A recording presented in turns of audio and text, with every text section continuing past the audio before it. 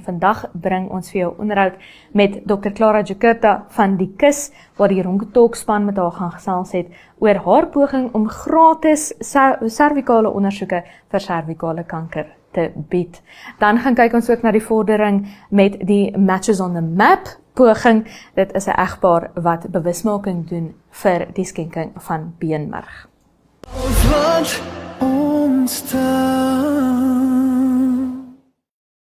Hello, I'm Dr. Clara Jacurta from Walvis Bay.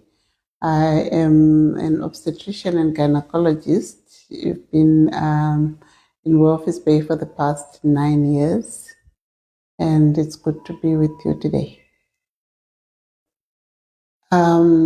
Actually, it just started spontaneously. We had a kind of a remembrance of cervical cancer screening day, and we realized that there was a great need of women who turned out in numbers.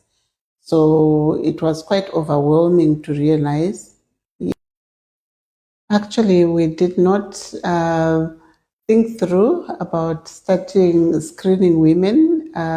When we started, it was to remember the Cervical Cancer Day, and we screened women and they came in numbers, and we realized this was a great need within the region.